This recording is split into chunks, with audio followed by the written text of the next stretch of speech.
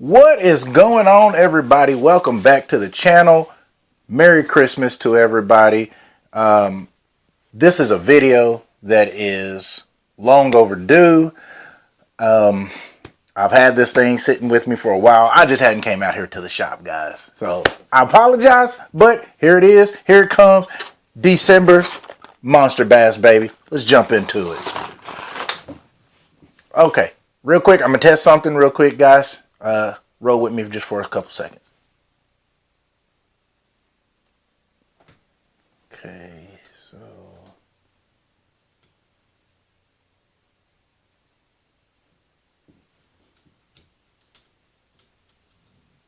okay, that was what I was wanting to do, but okay, so okay, I was messing with my little camera. Okay, I think I'm centered back up now. Okay, let's jump into it, guys. We got December's Monsterbass. So down here in the South, it's cold, really, really cold. Okay, what does that mean? Fish activity is going to be slow. Okay, it hasn't stopped, it isn't paused, it's slow. So that means your presentations, you're going to slow them down. Water temperatures have probably gotten down to those low 60s, probably the high 50s. So the fish aren't going to be really chasing the bait. So they want something that's going to be in their face, an easy presentation, easy meals for them to get at. So they're not running around chasing all of those fish, okay? So as always, we have our Monsterbass booklet here that outlines everything for the month of the bag. We got tips from pros on certain lures, how they fish them, how they set them up. We have recipes in here for if you're doing any kind of fish fries or however you want to cook your fish. We've got people that have given recipes for that. So, you know, a lot of the normal stuff that we always have in our bags. So we're gonna get it started off with, looks like they're talking about sound. So when we're talking about sound when we're fishing, your crankbaits, jerkbaits, topwater lures, anything like that that make a rattle. So you have inside of your crankbaits, they have chambers in them that have a lot of small BBs. That's going to give a high pitch sound when you're working that bait. They have lures inside of that chamber that might have one tungsten weight or something of a kind of marble or something. Those usually make a hard knocking sound. That's going to give you a much lower sound in that water versus your lipless crankbaits, your rattle traps and things like that. When you shake those and you hear those BBs, a lot of BBs, a lot of rattling. And then when you have, I believe Strike King have one that they call their one knocker or two tap. When you shake those, you usually got either one ball that's inside of that chamber that's knocking on there, and it has a much deeper tone, I guess you could say, or you have a two tap where you probably got two medium size and they're knocking against each other, which is again putting off a different sound. So pay attention to that when you're fishing. Sometimes the crankbaits with a lot of beads in it, a lot of BBs and stuff like that, it's giving off a much higher frequency sound, and that might be a little annoying to the fish. So they might want something a little subtle like that one knocker where it's just something like, it's just a softer knocking sound. So pay attention to that when you're out there on the water fishing. So we have here a Livingston crankbait. This is their Primetime CB 1.5. So it's a shallow running crankbait. Chartreuse Sunrise is what they call this one. Nice color, nice shad color. I'm trying to see if it's going to tell me. This gets down to 4 feet deep, so you're talking shallow running crankbait, square bill, and it looks like it's that circuit board chip on the front. Trying to see if I can rattle this without the... So that's more of the hooks and the plastic. But I don't know if this has any any beads in it. I'll have to get that out one day and check that for you to find out. But there you go, crankbait. Again, shallow water running crankbait. Throwing it around docks, around tree stumps, things like that. Riprap, rocks, things like that. Always good spots to throw crankbaits. Again, I would probably pair this up with whatever your favorite crankbait rod is. Your gear ratio on your reel, 5-to-1 going up to a 6-to-1 gear ratio. Your line, the lowest you want to go is 10-pound test line. That's going to get you down to that maximum depth. However, that is one of the lightest lines that you can go down to when fishing those crankbaits. So be conscious of that. You could probably bump up to 12-pound test line. That, that extra security in case you set the hook on one of those big fish, your line's not going to break real easy on you. Let's see here. Real quick before I go any further, we got our groovy, psychedelic looking sticker. We have another sticker right in here, just your old school Monsterbass sticker right there. You have your gift card or gift ticket whenever you tune in to the Monsterbass YouTube channel on Thursdays. Wednesdays they go live, and if they call your ticket, then you win a prize. We have this card here. Like the baits in your box, want more, save 10% using that code right there. Get you some baits. Okay, what are we talking about here in this bait? I'm trying to see what this bait is. Finesse jigs stand out because they offer. So we're talking a finesse jig. So let me see what we got in here, guys, for a finesse jig. All right, and here it is right here. And this is what we have. The Z-Man Cross-Eye Power Finesse Jig. This is a David Walker fishing. So David Walker paired up with Z-Man to help create this lure. It has a Mustad Ultra Point hook, a 2/0 hook at that, and it's a hand-tied skirt. The color of this one is called Candy Crawl. This comes in at 1/4 ounce. So I would pair this up with some kind of a crawl bait. I would probably, with this one, I would probably do a chunk, because a lot of times in that colder water, you don't want to put something with a whole lot of action. So probably one of those chunks with just the big flappers that just slowly move like this in the water. Those other trailer style baits like your rage bugs, your rage crawls, and things like that, with that patented design that Strike King has, they give off a lot of action in the water. But if you put one of those chunks on there, it's just a subtle, just little waving action. That usually will trigger bites, especially with a finesse jig like this.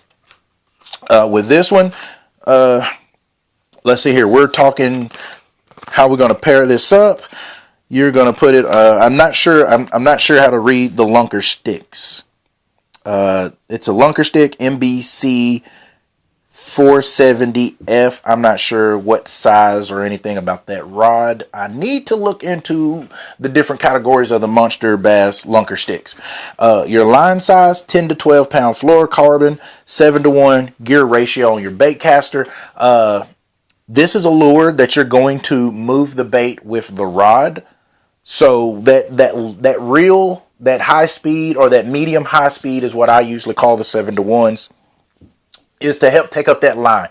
Whether you're hopping the lure or you drag to the side, but as you come back forward or as you're bringing your rod tip back down, you want that high speed reel to hurry up and take up that slack. Because a lot of times as you're hopping it, as that lure is falling back down to the ground, that's usually when that fish is going to catch it and you're not going to notice it. And now you have that bow in your line. Well, as you lift up and then you start to feel the pressure of that fish, you want to bring your rod tip back down, take up that slack, and then set the hook. Yes, you can do the slack line hook setting From what I've seen on some of the videos, you know, the different anglers, G-Man, Gerald Swindle, he's a big proponent and advocate of the slackline hook setting. I've seen a lot of folks also say when you get that bite, you want to reel down on the lower your rod back down, reel up that slack, then do a nice power hook set to really drive that hook into the mouth. That way, and I guess my only argument for that is if you do a slack line, if you're hopping it and you got slack, when you drop the rod down and then come back up, you still got that slack. So there is a good chance that you don't have enough line that's going to be tight enough to penetrate that hook through the fish's mouth. However, if you lower your rod back down, reel up that slack, as you come up to set the hook, you now have much more tighter line to drive that hook into the fish. So I would say get out there, test the waters. You like what I did with that? Test the waters, see what hook set is best for you. But that's what I would do, is probably reel down, lower my rod down, reel up the slack, and then set the hook. But that's what we got there for our finesse jig. Let's see here. This presentation, 10 to 25 feet deep. You know, you can fish this thing deep. You can fish it shallow also, but 10 to 25 feet, you're going to fish it around ledges, brush piles, points, docks, rocks, and trees. So that's about the areas where you want to target. Again, with this colder water, the fish are trying to find areas where it's really easy for them to ambush bait fish. So they're looking for those easy meals. So we're going to move on. Let's see here. Find the warm water and you'll find the bass. So yes, if you are able to find some warmer water, you will be able to find some fish that are going to be a little bit more active. For this, we're going to fish the, let's see here. I don't know if this is the right one.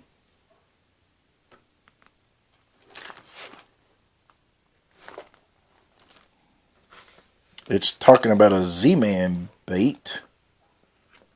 But what I have here is the Z-Man Turbo Fatties. It's a worm, really fat, thick worm.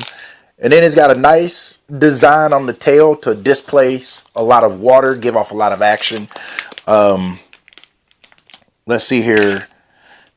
You want 10 to 15 pound fluorocarbon line, 3-to-1 gear ratio.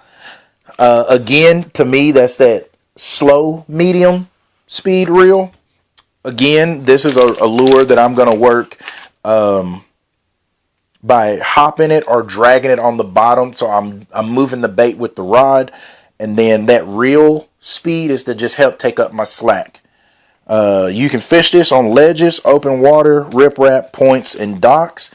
Again, this is a worm, guys. So you're talking your traditional Texas rig, Carolina rig, basically any kind of worm rig that you can think of. This would be a good lure to throw with that. Weight size is going to depend on the depth that you're fishing and the cover that you're fishing. Let's see here. This one is talking about crawls. So what do we got for crawls? Get in here. Okay. So right here we have a Big Bite Baits. This one here, comes in at a black and blue with silver flake, 3.5 inch. I think this is called a college crawl, but your traditional crawl baits, rigging, Texas rig. You can use this as a jig trailer. Color tips with this black and blue, you can't go wrong with this color anywhere in this region. Florida, Texas, Arkansas, I believe Oklahoma is part of it. Anything, Alabama, all of those places, black and blue is still a good color to use. Again, you can fish it as a standalone bait, Texas rig, Carolina rig, anything like that. You can use it as a jig trailer. It doesn't say hook size. I'm looking. 3/0. 3/0 EWG hook. Anywhere from a 1/4 ounce to a 3/8 ounce tungsten weight. And there you go. Good setup. Ledges, brush piles, riprap, points, and rocks. You're going to smash with that lure right there, fishing it that way. Okay. We got a little bit here on the rods. These are the Lunker Stick BFS rods. So you got the split handles. They have ultra high density EVA foam, aluminum disc down in the bottom. I don't know if that's for weight purposes on the handle part of your rod. Got great Fuji guides on there. Oh, excuse me. You're looking at about, I'm trying to see, there's no price. So, not really sure, guys. But, go to Monsterbass and check them out. See what they're like. I haven't used them. I need to. But, you go to Monsterbass and get you some rods and see what they're like, guys. Okay, that's all they have in the book. We have a couple more things in here in the bag. We have some Yum baits. These are warning shots, is what they're called. This one is a 3.75 warn shot. The color is Ghost Shad. This is a finesse bait, so drop shot. You can put it on a jig head, fish it as a finesse worm. But cool little baits. They have a little bit of translucent coloring to them with a little black also. So a pretty cool bait. It says the hook that you want to use is a #1 mosquito hook. So you're talking those really small drop shot hooks. We had a pack of 4/0 assault heavy wide gap mustad hooks. Great worm fishing hooks. Cannot go wrong with those. And then last but not least, we have a Monsterbass blade burner spinnerbait in this pink color. The size of this is a 3/8 ounce. This color is called Morning Dawn. It's made with a 5/0 mustad hook. Throw this on any one of your favorite blade bait setups. I'd probably put 12 to 15 pound test line and just burn this past a dock, burn it past laydowns, stumps. If you find a grass edge, I'd burn it past that and see what you get. You've got a double willow leaf blade on there, so a lot of flash. You're going to get some vibration, of course, but those willow leaf blades are really good for the flash as well as when you're fishing that bait at a pretty fast speed. Colorado blades, you want to slow those down. They're going to give you a lot more vibration and thump. But with the weather, guys, remember, slow some things down. Depending on where you're at, pay attention to your water temperatures because that will play a part in your lure retrieves. So get out there, experiment with these baits, experiment with this weather. You will be surprised that sometimes in the coldest months, you will catch the biggest fish. So you guys get out there, have fun. A little bit of an update. I ain't shot a deer yet. Last video I made, I told you guys around Thanksgiving, I was going deer hunting. I ain't shot that deer. I got a story about that in another video, but that's all we got for this one. Thank you guys for tuning in so much. If you liked the video, please smash that thumbs up button. Make sure if you haven't done so already, hit that subscribe button. Make sure you click on the bell. Click on all so that way you get notified every time I put out the videos. If you like these videos, please comment on these videos and please share these videos. That's all I got for this video, guys. I hope you enjoyed it, and I can't wait to do another one, and I can't wait to see you all in the great outdoors.